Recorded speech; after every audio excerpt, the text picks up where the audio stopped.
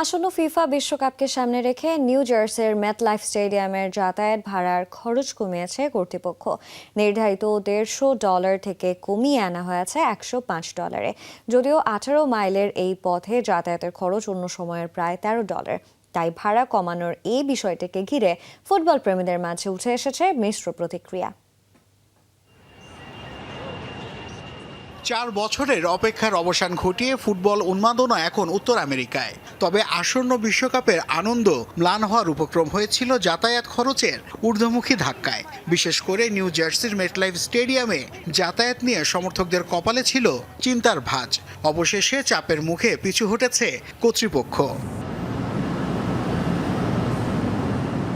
ম্যানহ্যাটনের pen station থেকে MetLife stadium পর্যন্ত round ট্রিপে ট্রেনের ভাড়া কমানোর ঘোষণা দিয়েছে নিউ জার্সি ট্রানজিট।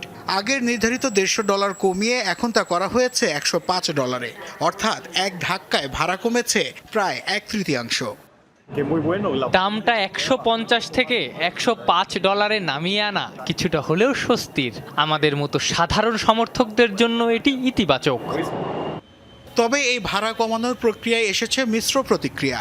অন্য সময়ে 18 মাইলের এই পথে যাতায়াতের খরচ হয় মাত্র $12.90। সেখানে বিশ্বকাপের সময় 8টি ম্যাচের জন্য এই উচ্চ মূল্যকে অস্বাভাবিক বলছেন অনেক ফুটবল বোদ্ধারা।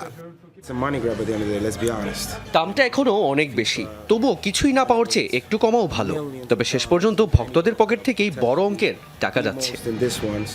কিন্তু ভাড়ার এই চড়া মূল্য নিয়ে ভিন্ন যুক্তি নিউ জার্সি প্রশাসনের। গভর্নর মিকি শেরিল সাফ জানিয়েছেন, বিশ্বকাপের যাতায়াত ব্যবস্থার বাড়তি চাপের বোঝা করদাতাদের উপর চাপাতে চান না তিনি। ঘাটতি মেটাতে কর্পোরেট স্পন্সরশিপের ওপর জোর দিচ্ছে রাষ্ট্র। এদিকে যাতায়াত খরচে কিছুটা ছাড় মিললেও আসল ধাক্কাটা টিকিটের দামে। বিশেষ ক্যাটাগরি বাদে সাধারণ টিকিটের দামই শুরু হচ্ছে 4 অঙ্কের ঘর থেকে।